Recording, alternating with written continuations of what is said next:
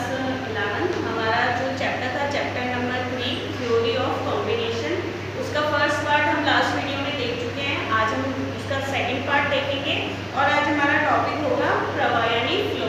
आइए हम स्टार्ट करते हैं। संयोजन में प्रवाह का तात्पर्य चित्र तल पर दृष्टि के स्वतंत्र व आनंदमयी विचरण से है। दर्शक किसी एक जगह पर उलझकर ना रहे बल्कि क्रमशः पूरे दृश्य का रसास्वादन कर सके। किसी भी सपाट अंतराल पर एक बिंदु मात्र के अंकन से चित्रभूमि का विभाजन हो जाता है। तालाब के शांत पानी में एक कंकर के फेंकने से पूरे पानी में स्पंदन उत्पन्न होता है, वैसे ही एक बिंदु अक्षर भूमि पर संवेग उत्पन्न कर सकता है। बिंदु या बिंदुओं से उभरी आकृति प्रवाह में भी हो सकती है या उलझन भरी हुई। अंकन से गति सरल, कोणीय व लहरदार हो सकती है। प्रवाह के लिए लहरदार गति सर्वश्रेष्ठ मानी गई है, क्योंकि इस प्रकार की गति से संगीतात्मकता होती है तथा यह प्रकृति में के अधिक नजदीक होती है। प्रवाहपूर्ण संयोजन से चित्र में सामंजस्य की वृद्धि होती है। प्रवाह स्थापना के लिए विभिन्न तरीकों के रूपाकारों की व्यवस्था व संयोजन किया जा सकता है, जिसमें निम्नलिखित प्रमुख है। पहला है आकारों की आवृत्ति द्वारा। प्रयुक्त आकारों में से कुछ को दोहराकर चित्र में लय उत्पन्न किया जा सकता है। राजस्थानी चित्र शैली में अलंकारिक पेड़ पौधे इसमें उत्तम चित्र उदाहरण है। यह आवृत्ति आकाशोन्मुखी, क्षितिजाकार व कणवत हो सकती है। अनुक्रमिक अंकन द्वारा आकृतियों को अलग अलग आकारों जैसे कि छोटा या बड़ा में दोहराकर भी प्रवाह उत्पन्न किया जा सकता है। यह सरल तथा जटिल हो सकता है। आकृतियों की असममित पुनरावृत्ति दर्शक की दृष्टि को निर्देशित करती है, अर्थात एक सहज दृष्टिपथ का निर्माण करती है, जिसके सहारे दर्शक स्वतंत्र विचरण करता है। रेखा गति द्वारा चित्र में लय एवं लहरदार रेखाओं द्वारा रूपाकारों का सृजन सहज प्रवाह का निर्माण करता है। अजंता के चित्र इसके उत्तम उदाहरण हैं। इस प्रकार के लेखांकन से आकृतियों में कोणीयता नहीं आने से गति बाधित नहीं होती है। सामंजस्य का तात्पर्य कलाकृति में अंकित आकार, रंग, विषय आदि में आपसी तालमेल से है। चित्र में प्रस्तुत भाव एवं तत्वों में कहीं भी विविधता ना हो, वे आपस में घुटे हो, यही सामंजस्य है। चित्र में आवश्यकता के अनुसार सामंजस्य निर्धारित किया जा सकता है। विषय के सटीक प्रस्तुतिकरण के लिए हालांकि विरोधाभास का प्रयोग किया जा सकता है, लेकिन इससे सामंजस्य को क्षति न पहुंचे, इसका ध्यान रखा जाना चाहिए। चित्र में सामंजस्य स्थापित करने के लिए चित्र के सभी तत्वों का समन्वित योगदान रहता है। रेखा सामंजस्य चित्र में रेखा प्रधान तत्व होता है। इसका जो मेन एलिमेंट होता है वो कौन सा होता है? लाइन। रेखा की शक्ति से संयोजन में सामंजस्य स्थापित किया जा सकता है तथा रेखा के अनुचित प्रयोग से चित्र में उलझन उत्पन्न हो सकती है। आवृत्ति रेखाएं, अवरोधक रेखाएं, संधि रेखाएं आदि मिलकर मधुर रूप सृजना कर सकती है। आवृत्ति रेखाओं के से संयोजन अत्यंत साधारण हो जाता है, वहीं अवरोधक रेखाओं से उलझने पैदा होती है। इन सबको मधुर संयोजन में ढालने के लिए संधि रेखाएं अपनी भूमिका निभाती है। जहां रूपाकारों से परिवर्तन संभव नहीं होता, वहां संधि रेखाओं से सामंजस्य स्थापित किया जाता है।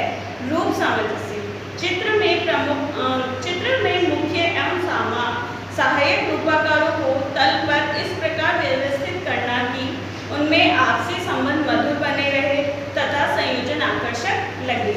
पुनरावृत्ति छोटा बड़ा तथा उनके चित्र में महत्व अथवा गौण रूप से अंकित कर रूप सामंजस्य स्थापित किया जा सकता है।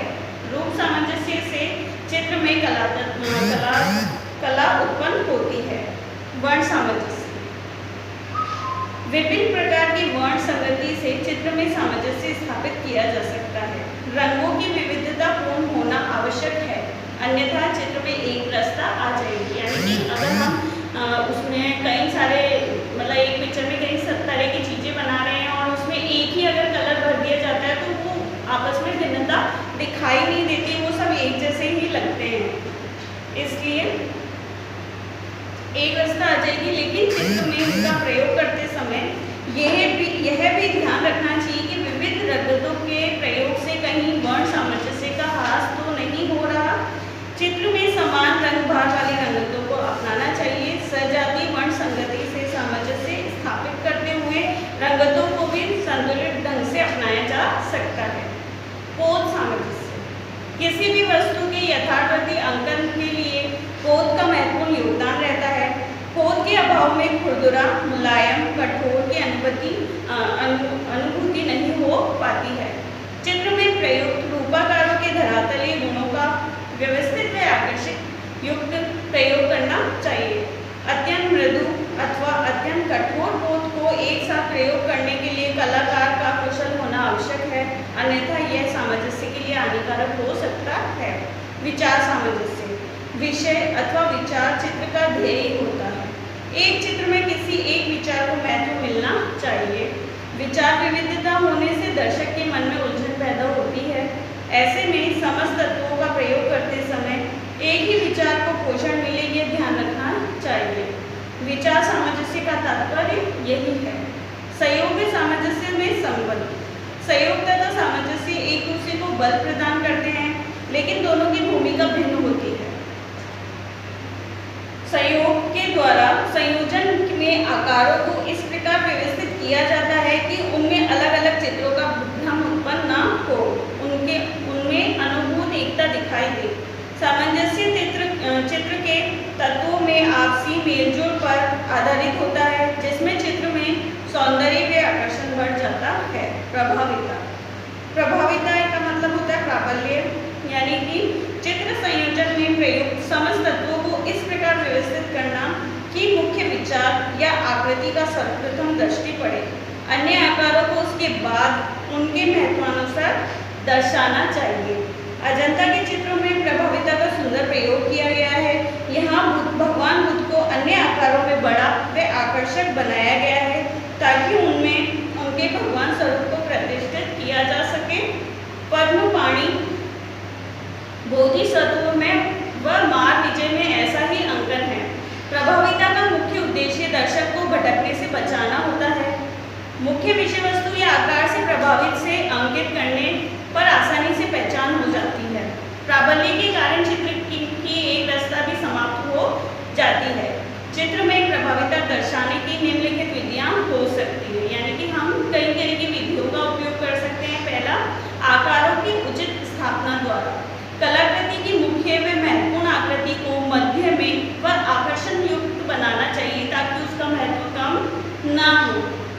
रंगतों का विरोधाभासी प्रयोग। चित्र में मुख्य विषय को तीव्र रंगों से व सहायक आकारों से को मध्यम या हल्के रंगों से अंकित करना चाहिए। इससे मुख्य आकार उभर कर सामने आ जाता है। रिक्त स्थान। मुख्य आकार के आसपास कुछ खाली होना चाहिए, इससे दृष्टि को विराम मिलता है तथा मुख्य आकार का अस्तित्व मुखर होता है। सज्जा। मुख्य चित्र केंद्र को अधिक आकर्षक व सज्जापूर्ण बनाने के लिए भी चित्र में प्रभाविता दर्शाई जा सकती है।